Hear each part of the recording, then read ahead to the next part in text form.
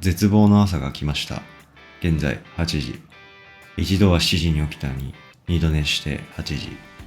週の後半に蓄積された疲労で、私は負けてしまいました。残業に習慣を壊されても、1% の余力さえあれば、自分はまだ変えられる。5年後の理想の生き方のために、敗北の朝から 1% を奪い返す。迷走する29歳のリアルをお届けします。今週もよろしくお願いします。身支度を整えたら今日も朝から走っていきたいと思います。これは僕にとっての毎週のルーティーン。この 1% のあがきが5年後の自分を自由にすると信じて、寒いと冷えた体に火を入れながら今日も朝の街へ飛び出していきます。私が走る理由は自分自身の未来のために必要な自由の軍資金である体力を手に入れるため、これは大切な投資の時間でもあります。だからこそ今ここで抗っておく必要があります。まずは長い距離じゃなくてもいい。とにかく外に出て一歩でも多くできる限り走ります。無事に走り終えたら朝食の時間です。ただ今日はあんまりお腹が減っていなかったので、新しく買ったプロテインシェイクを飲むことにします。中身が漏れないように蓋をしっかり閉めたら栄養補給をしていきます。このプロテインシェイク、チョコレート味が美味しいらしいですが、なぜかカフェモカ味を買ってしまい、少し苦しんで飲んでいますが、栄養補給には変わりありません。逃げコーヒーを入れたら今日も朝活の沼に入っていきたいと思います。最近 Amazon でポチった仕事用の本を開きます。正直2月の冷気に叩き起こされた脳にはこれくらいハードなインプットがちょうどいい。周りから見ればただ本を読んでいるだけの29歳。でも僕にとっては自分をアップデートするための大きな一歩。ゆるくでも確実に最高の一日を確定させるための朝の儀式。未来の自分に感謝されるように1ページに魂を込めていきます。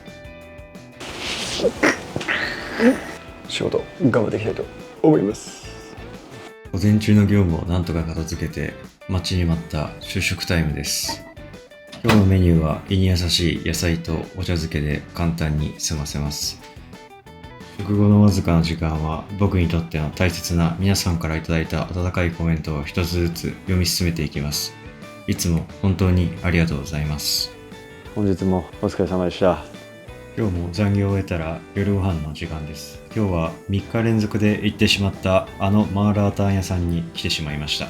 大好きなのでこのように臨戦態勢です。一口スープを飲んでしまったら最後、もうあなたはマーラータンを知る以前には戻れません。店主、また腕を上げたな。いや、知りませんけど。トゥルトゥルの春雨で優しく胃を温めて無事完食しました。本当に美味しかったです。ごちそうさまです。帰宅後は手を洗い、迷わずデスクへ直行します。ここでソファーに沈めば僕の一日は静かに幕を閉じます。だからあえてソファーを素通りしてデスクへ直行。意志が弱い僕にとってこの勢いこそが継続の生命線。今日も今日とて動画を形にしていきつつ、疲れたら適度に体を休ませます。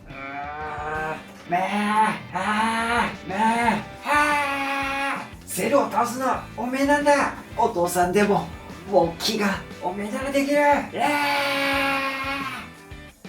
何今の？全くドラゴンボールを知らない彼女に親子カメハメハを浴びせてしまったことに後悔しつつ、ここからもう一頑張りしていきます。日曜17時の動画投稿を守るため夜の第2ラウンド開始です。ということで1日目も皆さんお疲れ様でした。風呂に入ってスキンケアをしたら今日も寝ようと思います。皆さんおやすみなさい。おはようございます。2日目です。今日は祝日です。朝は順調に起きることができましたが、連日の残業と疲れであえなく撃沈。堂々と30分二度寝してしまいました。普段ならお昼ルートですが、30分で自分を取り戻せたのは快挙。身支度を整えたら、外で出る予定でしたが、今日の予報は雨。外に出る前に朝の読書を進めていきます。20分の読書から僕の祝日が始まります。20分は短いようで自分をリセットするには十分すぎる時間。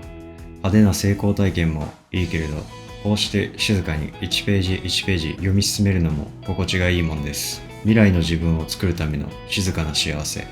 最後に頼れるのは結局こういう幸せなんだと思います。あいにくの曇り空ですが、今日も走っていきたいと思います。なぜ走るのか、それはふとした瞬間に襲ってくる不安を打ち消したいからかもしれません。もっと自由に自分らしく笑っている未来があるんじゃないか。その期待と現実のズレが不安を生み、僕を動かす原動力になっています。とか言ってよく寝坊もするんですけどね。でも不安は何かを諦めていない証拠だと思います。違和感を無視せず行動で上書きしていく。100回負けても101回目に踏み出した一歩は立派な前進だと思います。僕もまだ答えは見えていませんが、理想の自分に会いに行くため 1% だけ未来を動かしていきたいと思います。訳しました。水の美味しさに感動しつつコーヒーを入れて朝ごはんを作っていきます。燃料が全く入っていない体に今から最高のエネルギーを入れていくため、簡単ですが欠かさず卵とパンを焼いていきます。いただきます。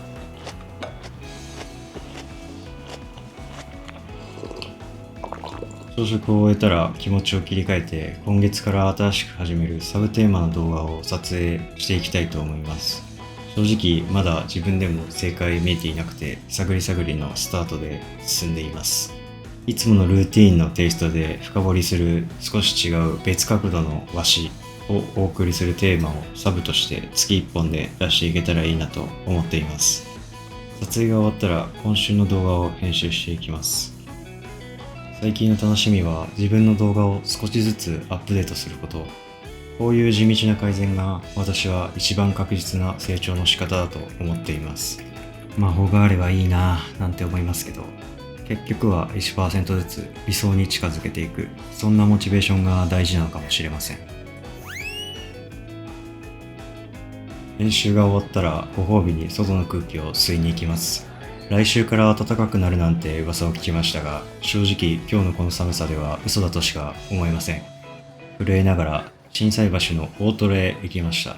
春の足音をまずは服から探してみようと思います。その後は自他ともに認めるお香好きの僕が愛用しているアポテーケフレグランスを買いに来ました。種類が豊富で選ぶのも楽しいんですが、何より燃焼時間が長くて一人の時間をじっくり満たしてくれるのが魅力だと思っています。無事に新しいお香をお迎えして気づけばもう大阪の街は夜の色に染まっていました。夜の街で冷え切った体を温めるために今日の夜ご飯はこちらのお店、本場のピザ窯でしっかりと焼くピザが人気の南森町にあるレオンというお店に来ました。まずはワインで乾杯。ワインの味なんてわかるような人間ではないですが、こういう場所では雰囲気で頼んでしまうわしです。前菜は盛り合わせを頼みました。どれもレベルが高くて、次はどれを食べようか迷う時間すら楽しい。この次は何だろうという高揚感が盛り合わせの醍醐味ですよね。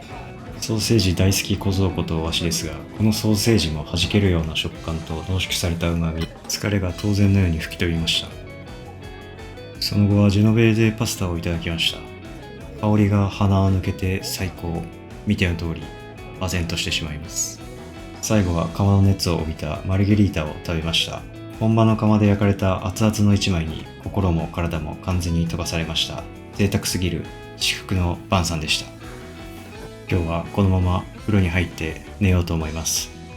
皆さん、今日もお疲れ様でした。おやすみなさい。おはようございます。3日目の朝です。今日は予定が詰まっていて、のんびりコーヒーを入れて作業している余裕はありません。